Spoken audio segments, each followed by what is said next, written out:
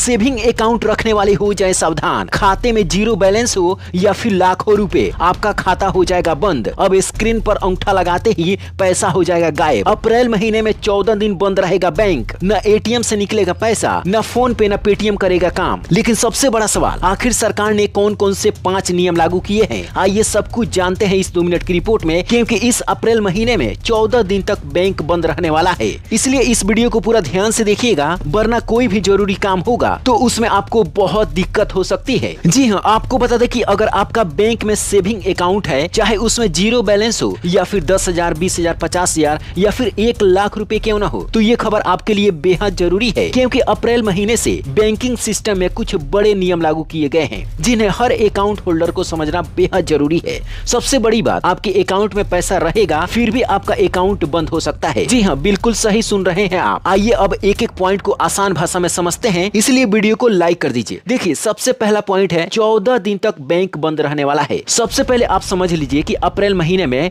Bank लगभग 14 दिन क्यों बंद रहेगा और इसका अलग अलग तारीख क्या है। देखिए, 5 तारीख को सबसे पहले आपको छुट्टी मिलने वाली है, रविवार के दिन। उसके बाद में शनिवार को 11 तारीख को छुट्टी मिलने वाला है, दूसरा शनिवार को बैंक बंद रहेगा। फिर 12 तारीख को रविवार है, साप्ताहिक छुट्टी मिलेगी। फिर 13 तारीख को बैंक बंद रहेगा, सोमवार के दिन, क्योंकि इस दिन बैसाखी है, जो यह त्योहार पंजाब, हरियाणा और असम जैसे राज्यों में, इसके अलावा भी कई राज्यों में इसे बहुत ज्यादा मनाया जाता है। इसके बाद में है 14 अप्रैल को अम्बेडकर जयंती। एक एक करके बताएंगे तो वीडियो बहुत लंबा हो जाएगा। कुल मिलाकर समझिए कि इस महीने में आपको अभी भी 12 दिन तक बैंक बंद ही रहेंगे। मतलब अगर आपको ब्रांच में जाकर कोई काम करना होगा, जैसे पैसा जमा करना है, चेक क्लियर करना है, पासबुक अपडेट कराना है, केवाईसी करना है, लॉकर में कुछ रखे हैं या फिर निकालना है, जो भी करना है, लोन का पैसा भी अगर लेन देन करना है, लोन का कोई फॉर्म भरना है, तो ये सब आपको टेंशन बढ़ने वाली है। तो पहले तारीख जरूर देख लें कि किस दिन छुट्टी है या फिर किस दिन नहीं है, फिर आप बैंक में जाइए। अब दूसरा सबसे बड़ा नियम समझिए, अगर आपने अपने खाते से 1-2 साल तक कोई भी लेन देन नहीं किया है तो आपका अकाउंट इनएक्टिव हो जाएगा। न आप पैसा जमा कर पाएंगे, न पैसा निकाल पाएंगे, न यूपीआई का इस्तेमाल कर पाएंगे, न आपका फोन पे चलेगा, न पेटीएम चलेगा, न गूगल पे चलेगा, न आप एटीएम का भी इस्तेमाल कर पाएंगे। ये तब होगा जब आपने 1 साल तक उस खाते से न पैसा निकाला है और न ही उसमें डाला है। लेकिन इसके वजह से अगर आपका खाता बंद हो गया है और ऐसी मुसीबतों का सामना आपको न करना पड़े, इसलिए आप हर एक 2 या 4 महीने पर 10, 20 या 50 रुपया अकाउंट से लेन देन जरूर कीजिएगा। जब अकाउंट से लेन देन होते रहता है तो आपका अकाउंट इनएक्टिव नहीं होता है, पैसे निकाल सकते हैं और उसमें डाल भी सकते हैं। अब जो तीसरा नियम लागू किया गया है वो ध्यान से समझिए। देखिए, अगर आपने आधार कार्ड को अपडेट नहीं कराया है, पैन कार्ड को आधार कार्ड से लिंक नहीं किया है,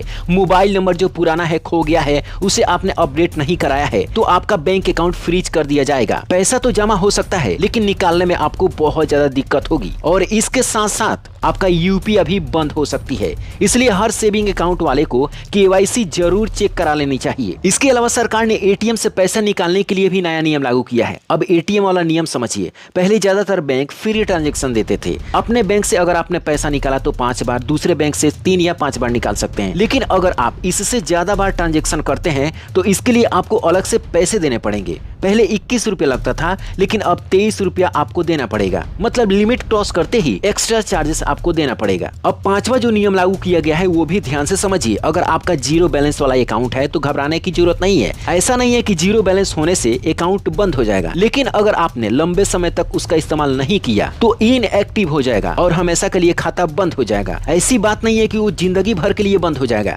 जैसे ही आप केवाईसी कराएंगे फिर से आपका खाता पहले की तरह चालू कर दिया जाएगा, लेकिन इसके लिए साल भर में आपको 2-3 बार ट्रांजैक्शन करना ही पड़ेगा, चाहे आपका जीरो बैलेंस वाला अकाउंट हो या फिर 1-2 लाख वाला अकाउंट क्यों ना हो। इसके अलावा सरकार ने यूपीआई को लेकर भी एक नया नियम जारी कर दिया है। अगर आप यूपीआई से ट्रांजैक्शन करते हैं तो फिंगरप्रिंट से जैसे ही आप ट्रांजैक्शन करेंगे 5,000 रुपए आप अपने खाते से कटवा सकते हैं। आपको पिन डालने की बिल्कुल भी जरूरत नहीं है। जैसे फोन पे में आपको पिन डालना पड़ता है, 5,000 रुपए आप अपने फोन पे वॉलेट में रख सकते हैं और बिना यूपीआई पिन का 5,000 तक मैक्सिमम ट्रांजैक्शन कर सकते हैं। यानी जैसे ही फोन पे खोलेंगे और जितना सामने वाले को पैसा पे करना है तो वहाँ पर पिन नहीं डालना है, बल्कि उसके बदले आपको अंगूठा लगाना है। सामने वाले के पास में पैसा ट्रांसफर हो जाएगी। और आखिरी में एक बड़ी खुशखबरी भी सुन लीजिए। जो फ्रॉड लोग पहले एक ओटीपी से आपका बैंक अकाउंट खाली कर देते थे, अब ऐसा वे लोग नहीं कर पाएंगे, क्योंकि अब सरकार ने 2 फैक्टर ऑथेंटिकेशन लागू कर दिया है। यानी इससे क्या होगा कि अब हर डिजिटल ट्रांजेक्शन के लिए कम से कम 2 सुरक्षा परतों को पार करना होगा। क्या बदलेगा? देखिए, सिर्फ ओटीपी डालने से पेमेंट नहीं होगा, आपको ओटीपी के साथ अपना यूपीआई पिन या फिंगरप्रिंट या फेस आईडी जैसा कोई दूसरा वेरिफिकेशन भी करना पड़ सकता है। सरकार ने इस नियम को इसलिए लागू किया है क्योंकि बहुत सारे लोग जाने अनजाने में अपना ओटीपी शेयर कर देते थे और उनके अकाउंट से पैसा कट जाता था। और इसी सुरक्षा को देखते हुए सरकार ने इस नियम को लागू किया है कि अब ओटीपी के बाद में आपको पिन भी डालना पड़ सकता है,